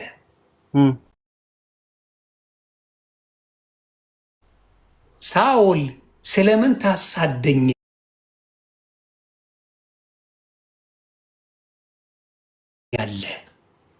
ማን ነው ብሎ ግራ እስኪገባው ሲናገር እኔ የምታሳደኝ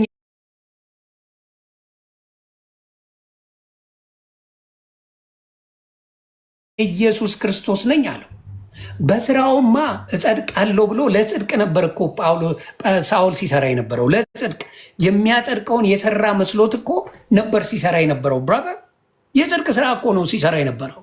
እነዚህን የሚያሳዳቸው እኮ ሐሰተኛ ነቢያት ናቸው፣ ሐሰተኛ ሐዋርያ ናቸው እያለ ነው ሲያሳድና ሲያጠፋቸው የነበረው። እነሱን እኮ ስራውን ነበር የሚሰራው እሱ። ክርስቶስን አታሳደኝ ሳኦል በክርስቶስ አያምንም። ክርስቶስንም የሚያውቅ ሰው አይደለም። ስለዚህ የማያምን ሰው እያሳደደ መዳን ይችላል ነው የምትለኝ እያልከኝ ያለው። አሁን ደግሞ ገለበጥከው። ሌላውን ደግሞ አይደለም እያልከኝ ያለው እሱ ነው። ሳኦል እኔ ያልኩት ሳኦል የሚለው ምንድን ነው መሰለ? ሳኦል ይኸውልህ በክርስቶስ አያምንም። እንደውም የክርስቶስ ክርስቶስ ሚያም ስልክ እየደወሉለት ነው ያሳደደ የሚገል የነበረ ሰው እንግዲህ ልብስ ያጅ የነበረ ሰው አዛ አረ አይሰማም እንዴ? ይኸውልህ እስጢፋኖስ ራሱ ሲወገር የነበረ ሰው ነው አይደለ? ሳውል አሁን ላቀርብልህ በቅድስት ድንግል ማርያምና በቅድስት ድንግል ማርያም በሳኦል በዮሐንስ እግዚአብሔር አድሎ ያደርጋል ወይስ ሁሉንም መርጦ ወደ ቅድስና ወስዷቸዋል? ቅድስት ድንግል ማርያምን ተዋት። ምክንያቱም እናቱ ናትና ክርስቶስንም በሷ በኩል ነው ያወቅነው። ግን እግዚአብሔር ለማንም ለምንም አያዳላም። የሞተውም ለሁሉም ይኸውልህ አንዱ ተሰቅሎ እሺ ለሁሉም የማያዳላ ከሆነ አንተ በማርያም በኩል ከሄድኩኝ የተሻለ ያደርግልኛል ካልክ ምን ማለት ነው? የማያዳላ ማስረጃ ሳየኛ እኔ አሁን ለምሳሌ አንተ ምን አልከኝ? ድገማ ያልከው ይኸውልህ ስማ፣ እኔ በማርያም በኩል ስለሄድኩ የተሻለ ነገር ይደረግልኛል ብዬም አላስብምም አላልኩምም እንደዛ። እሺ የኔ ጥያቄ ነው። እኔ ያልኩት ምንድን ነው? የማያዳላ አምላክ ሁሉንም በሱ ያመኑትን የሚወድ የሚያድን አምላክ ነው ተባብለን ተዘጋገበን። ኖ እንደዚህ አይነት ወሬማ ካወራንማ ሲጀመር ራሱ ሴጣንን ራሱ መማር አለበት። ምክንያቱም ጥላቻ የሌለው አምላክ ነው። ለምን ሴጣንን ይጣላል? በሱ ያመኑትን ነው ያልኩት። ደግመስ ጳውሎስ በሱ አያምንም ነበረ። ያምን ነበር በእግዚአብሔር ያምናል አይደለም። ይሄ ማን ነው? እንትን ተሳስተዋል። ኖ ጳውሎስ የሆነው ሳኦል ነው ወደ ጳውሎስ የተጠራው። ሳኦል በእግዚአብሔር አያምን፣ በኢየሱስ ክርስቶስ አያምን። በእግዚአብሔር ያምናል ምንድነው? አይ በኢየሱስ ክርስቶስ መወለድ አያምንም፣ በአምላክነቱ አያምንም ነበር። አለቅ። እሺ ስለዚህ በኢየሱስ ማያምነው እሺ አሁን እሱን ተግባባን እኮ አልኩ። ለምን ዳነ? ሳምኑ መዳን ካለ እንዴ ነጋ የመጣውም እኮ ኖ የምነግርህ አሁንም የምዘግብህ ክርስቶስ የመጣው ለኃጢያን እንጂ ለጻድቃን አይደለም አልኩ። ኃጢያን ለሆኑት ኃጢአት ለሰራ ነው ለበደል ነው የመጣው። የመጣው ከመጣ በኋላ ግን የሄደው ግን እንደዛው ኃጢአትን እየሰራ እንዲቀጥል አይደለም። ክርስቶስን ስታውቅ ትለያለህ እኮ። ክርስቶስ እኮ ነው የተለየው። እኔን ምሰሉ ካለ መልስ የመልስልኝ። የምን ማጭበርበር ነው? ማጭበርበር አይደለም፣ የእውነቴን ነው። ማጭበርበር ካልሆነ በማርያም በኩል አማልደኝ ስላልክ የተሻለ ነገር ይደረግልሃል ወይ?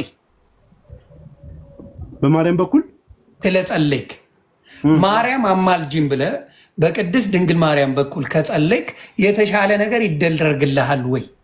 እኔ ለተሻለ ነገር አልጸልይም። ኦርቶዶክሳውያንም እንዳለ ለተሻለ ነገር ይጸልያሉ ብዬ አላስብም። አሁን ማርያምን ሳታስገባ ወይም ገብርኤልን ሳታስገባ ወይ ቅዱሳንን ሳታስገባ እንዲሁ ለክርስቶስ ጸለይክ። አንድ ሰው ጸለየ። አንድ ሰው ደግሞ በማርያም በገብርኤል በሌሎቹም አድርጎ ጸለየ።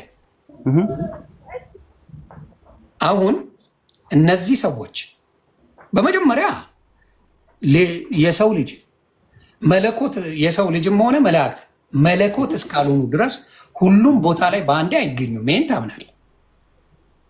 ታምናለህ ወይስ አታምንም? የሰው ልጅ በሁሉ ጻድቅም ቢሆን ማንኛውም የሰው ልጅ ጻድቅም ቢሆን ሁሉም ቦታ በአንድ ቦታ ይገኛል ወይስ አይገኝም? ይገኛል። የትኛው? አንብብልኝ። እግዚአብሔር የመረጠው ሁሉም ቦታ ይገኛል የሚል መጽሐፍ ቅዱስ ላይ አንድ ጥቅስ አሳይ። እስኪ እግዚአብሔር የመረጠው ሁሉም ቦታ አይገኝም የሚል አንድ ጥቅስ አሳየኝ። በጣም ጥሩ። የሰው ልጅ ውስን እንደሆነ ለምን አልከኝ አይደል? እኔ አመጣልሃለሁ። ቅድስት ድንግል ማርያም ከዮሴፍ ጋር ሆና የፋሲጋ በዓልን ሁሉም ቦታ ይገኛል አይገኝም? እስኪ ቆይ፣ ምርጥ ጥያቄ። አይገኝም ነው የምልህ። ሴጣን ሁሉም ቦታ ይገኛል አይገኝም? አይገኝም።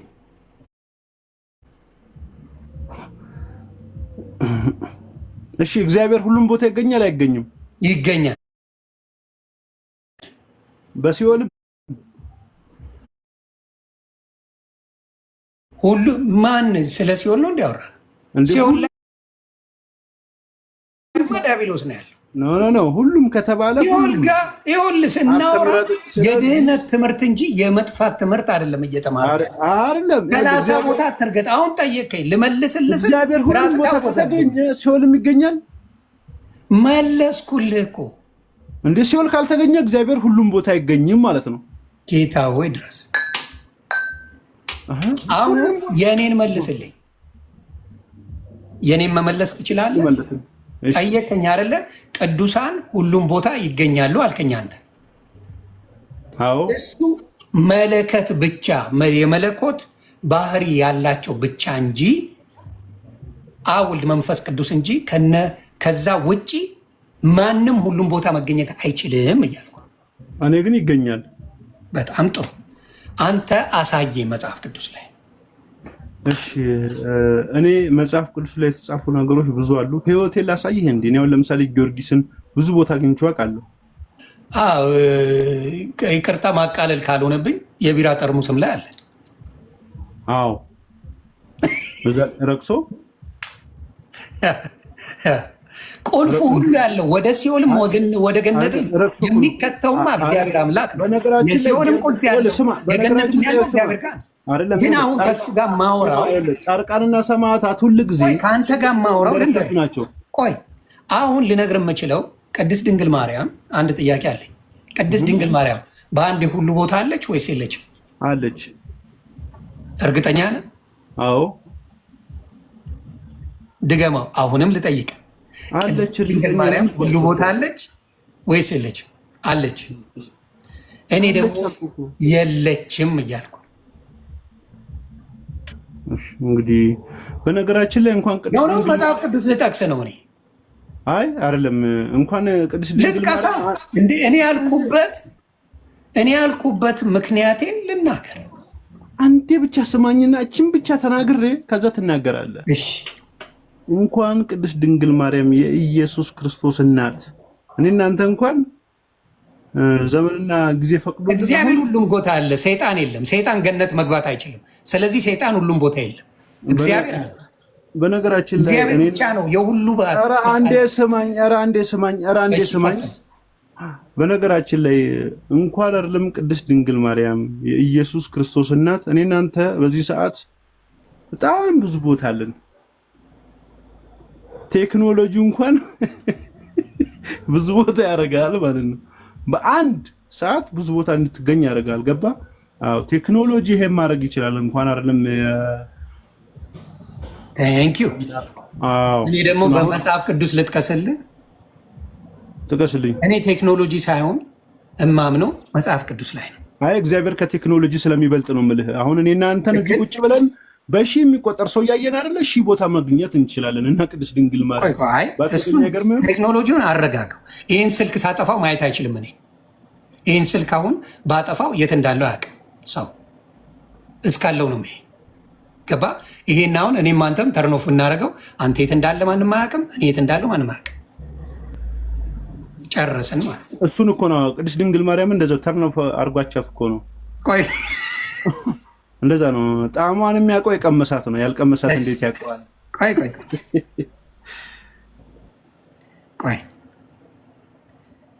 ቆይ አንዴ በእናትህ ቆይ።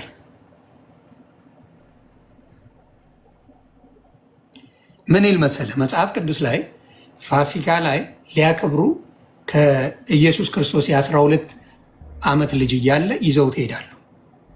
የ12 ዓመት ልጅ ሆኖ ይዞት እንዳለ መጽሐፍ ቅዱስ ላይ ያሳያል። ይሄዳሉ። ምንን? ፋሲካን ለማክበር ከሄዱ በኋላ ምን ይሆናል? እነሱ ይመለሳሉ። ማ? ቅዱስ ድንግል ማርያምና ዮሴፍ። ኢየሱስ ክርስቶስ እዛ ይቀራል። ከዛ በሌላ እየመጣ ነው ብለው ሲያስቡ አልመጣም። አንድ ቀን አደሩ። በሁለተኛው ቀን ተመልሰው መጡ። ሁሉም ቦታ በመንፈስ ትገኛለች ስላልከኝ ጠፍቶባት ልጇ የት ጠፋህብኝ ብላ ሁላ ነው የምትጠይቀው። የት ሲያገኙት? ቤተክርስቲያን ውስጥ በሶስተኛው ቀን ሲያገኙት የት ነው የጠፋህብኝ ብላ ቅድስት ድንግል ማርያም ጠየቀችው። ማንን? ኢየሱስ ክርስቶስ። እሱ መለሰላት ይላል። ስለዚህ እሷ በመለኮት ሁሉም ቦታ ላይ ትገኝ ልጇ ጠፍቶ 3 ቀን ሙሉ እንዴት ልታገኘው አልቻለችም? ማ ብራዘር ዩ ቴል ሚ እስቲ ንገረኝ። እሺ መልካም። እንደዚህ አይነት ጥቅስ እስኪ አእምሮዬ ውስጥ እንዲመጣብኝ ኧረ እኔማ እኮ ጥቅስ አለ የጠፋብኝ። ኧረ ራሱ ክርስቶስ የጠየቀውን እንድጠይቅ ነው። እሺ ራሱን ላምጣልህ። ይኸውልህ አይደለም ራሱ ክርስቶስ የጠየቀው ጥያቄ አለ። ራሱ ስለማያውቅ ነው ወይ የጠየቀው? ቆይ ማን ጋር ነው የምትሄደው? እኔ ላንብብላችሁ ለሌሎቻችሁ። ኧረ ወይኔ፣ ኧረ የሆነ ነገር ጠፋብኝ። ቆይ እስኪ እኔማ እኮ ጥቅስ ከነቃሉ ላምጣልህ። ቁጥር ቢጠፋብኝ ጥቅስ ጠፋብኝ። የሉቃስ ወንጌል ምዕራፍ 2 ከቁጥር 40 ጀምሬ ላንብብላችሁ። ስማ። ሕፃኑም አደገ ይላል፣ ጥበብም ሞልቶበት በመንፈስ ጠነከረ፣ የእግዚአብሔርም ጸጋ በእርሱ ላይ ነበረ። ወላጆቹም በየዓመቱ በፋሲካ በዓል ወደ ኢየሩሳሌም ይወጡ ነበር። የ12 ዓመት ልጅ በሆነ ጊዜ እንደ ባህሉ ስርዓት ወደ ኢየሩሳሌም ወጡ። ቀኖቹንም ከፈጸሙ በኋላ ሲመለሱ ብላቴናው ኢየሱስ በኢየሩሳሌም ቀርቶ ነበር። ዮሴፍም እናቱም አላወቁም ነበር። ከመንገደኞች ጋር የነበረ ስለመሰላቸው የአንድ ቀን መንገድ ሄዱ። ከዘመዶቻቸውም ከሚያውቋቸውም ዘንድ ፈለጉት። ባጡትም ጊዜ እየፈለጉት ወደ ኢየሩሳሌም ተመለሱ። ምን እያደረጉ? እየፈለጉት፣ ሊያገኙት አልቻሉ። እየፈለጉት አለ። ከ3 ቀንም በኋላ በመምህራን መካከል ተቀምጦ ሲሰማቸው ሲጠይቃቸውም በመቅደስ አገኙት። የሰሙትም ሁሉ በማስተዋሉና በመልሱ ተገረሙ። ባዩትም ጊዜ ተገረሙ። እናቱም ልጄ ሆይ ለምን እንዲህ አደረክብን? እነሆ አባትህና እኔ እየተጨነቅን ስንፈልግ ነበር አለችው። እርሱም ስለ ምን ትፈልጉኛላችሁ? ስለምን ፈለጋችሁኝ? ይቅርታ በአባቴ ቤት እሆን ዘንድ እንዲገባኝ አላወቃችሁምን? አላቸው። እርሱም የተናገራቸውን ነገር አላስተዋሉ። ከእነርሱም ጋር ወርዶ ወደ ናዝሬት መጣ ይላል። አሁን በዘመድ ቤት አፈላለጉት፣ በምን ቤት አፈላለጉት፣ በሁሉም ቦታ ቅድስት ድንግል ማርያም ትገኛለች ታያለች ካልከኝ የምታየው መለኮቱ እንዴት ልታየው አልቻለችም? ለዚህ ነው ምን ያልኩ ቅዱሳን መላእክትን ጭምር መላእክትና ቅዱሳን በፍጹም ምን የላቸው ሁሉንም የማየት ስልጣን አልተሰጣቸውም። ለዚህ ነው አንተ ገብርኤል ብለህ ብትጸልይ ክርስቶስ ተሰጥቶታል። ክርስቶስ ተሰጥቶታል። ክርስቶስ ተሰጥቶታል። ምኑ ሁሉንም የሚያውቀውን እንደ መለኮት አሁን እንዳልከኝ ጥያቄ። አዎ እሺ፣ ግን አላዛር ተቀብሯልና አላዛር ወዴት ነው ብሎ ጠየቀ። የት እንዳለ አያውቅም ማለት ነው። አላዛር ለምን መሰለ? ተባረክልኝ። ሌሎችን ስም በስሙ መጥራት ስለነበረበት ሌሎችን ተነስ ቢለው ሌሎች አላዛሮች አሉ ሊነሱ። አይ መቃብሩ ላይ ዝም ብሎ አይደለም። ሌሎችን ስም የሚለው አይሆንማ። መቃብሩ ላይ ሄደው አላዛር ወይ ተነሳ ማለት ይችላል፣ ግን እንዳለው ማለት ነው። ግን አላዛር ወዴት ነው ያለው? የመቃብሩን ስፍራ ሳያውቀው ቀርቶት ነው። አላዛር ምን አለ? መልስልኝ። አላዛር ምን ይላል? ሞቷል ነበር እንዴ ሲለው ምን አለ እኮ? አላዛር ወዴት ነው ሲል የመቃብሩን ስፍራ አሳዩት አይደለ? የመቃብሩን ስፍራ እንዴት አለ? አያውቅም ነው አሁን እኔ የጠየኩ። የማንን? ኢየሱስ ክርስቶስ ነው። በነገራችን ላይ ለእህቱ ለማርያም ናት ማናት፣ ለእሷ ሂዶ አላዛር ወዴት ነው አለ ብሎ ጠየቃችሁ አይደለ? ወዴት ነው ማለት መቃብሩ ወዴት ነው? እና የመቃብሩ ስፍራ ስለማያውቀው ነው ይመስልሃል? እሷ ስለማታውቀው ነው እያልከኝ ነው አይደለም? የጠየቀኝን እኮ በጥያቄ መለስኩልህ። የጠየቅኩህ አሁን ለምሳሌ እሺ፣ ማርታ እህቱ የአላዛር እህት ማርታ አሁን እሷ ነው አላዛር ወዴት ነው ብሎ አሁን እነሱን የሚጠይቁ ኢየሱስ ክርስቶስ እውነት አላዛር የተቀበረበት ቦታ ጠፍቶት ነው? እንደዛ ነው እየጠየቀኝ ያለው። እሺ ቆይ እሱን እሺ፣ አሁን በሌላ እመጣለሁ። በጥያቄ ስለሆነ የምታደርገው አለ። በሌላ በኩል ራሱ ጥቅስ ቁጥር ብቻ እንትን በልልኝ እንዳትለኝ ሆንዬ ቁጥር አልልህም ቁጥር ካልሆነ ችግር የለውም በልልኝ። ምን ይላል? በደንብ ላንብብልህ። ዮሐንስ 6 ላይ ነው የሚለው።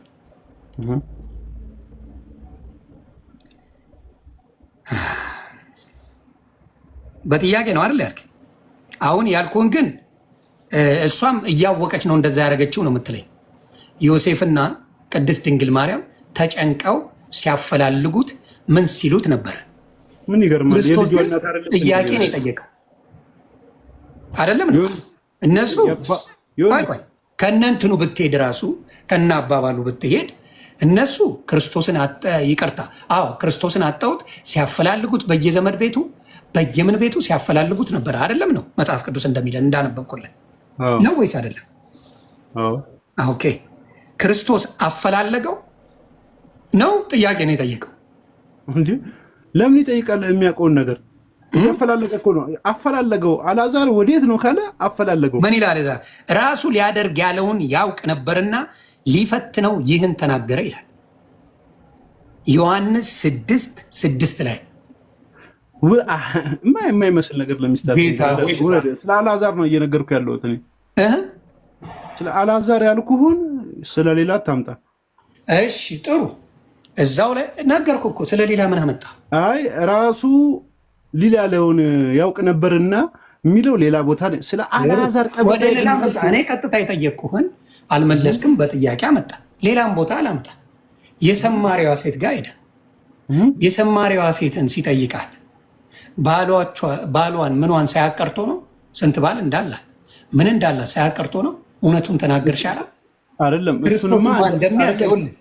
እሱ ላይማ እንደሚያውቃት የክርስቶስንና የማርያምን ምንም እንደማይገናኝ አድርጌ በነግርህ የሰማሪዋ ሴት ጋር ወስዳለሁ። ቃል በቃል ልንገርህ፣ ልጨርሰውና አንተ የፈለግከው ልነግርህ ነዋ። የሰማሪዋን ሴት ምን አለ? ውሃ በጠራራ ስትመጣ አገኛት። ውሃ ጠጪ ነው ያለው። ውሃ አጥቶ ነው አይደለም። የሚያጠይቅሽን ብታውቂ የዘላለም ውሃ ታገኝ ነበር፣ ይሰጥሽ ነበር አለ የዘላለም። ከዛ ምንድን ነው ያላት? ባልሽስ ብሎ ጠየቀ። ባል የለኝም ያለችው። ከዛስ ይህም በማለትሽ እውነትን ተናገርሽ። ከዚህ በፊት 5 እንዳገባች አሁንም የሚኖረው ከእሷ ጋር እንዳልነበረ 5ቶቹ እንደሞቱ አርጎ ነገራት። ክርስቶስ ሊፈትን የሚጠይቃቸው ጥያቄዎች ሁልጊዜ መጽሐፍ ቅዱስ ላይ አሉ። አሁን የአልዓዛር ላይ የለም። ይሁን የአልዓዛር ላይ ግን የለም። አሁን እዚህ ጋር ልጠይቅ፣ ቅድስት ድንግል ማርያም ለመፈተን ነው ወይ የጠየቀችው ልጇን?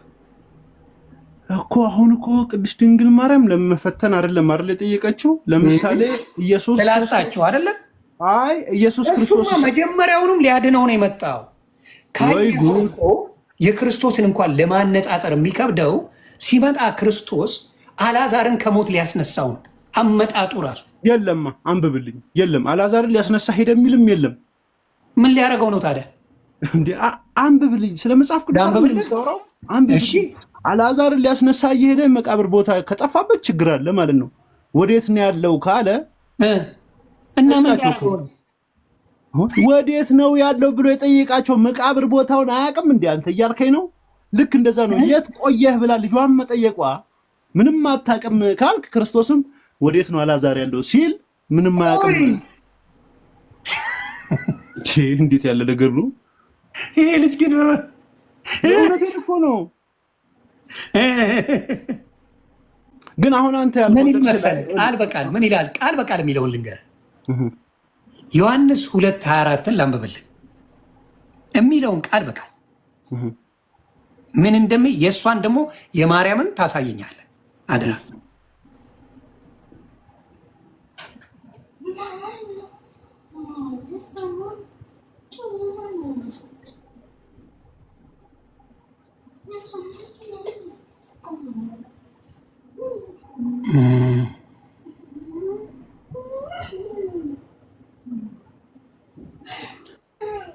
የራቀ ሰፈሬን ትንከው እየዘመርክ ነው።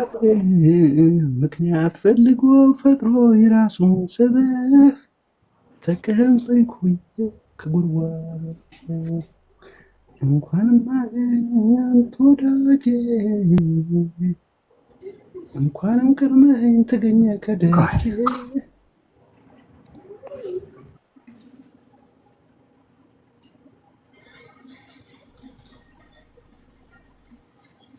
ምን ይል መሰለ ዮሐንስ 2:24 ላይ ምን ይል መሰለ?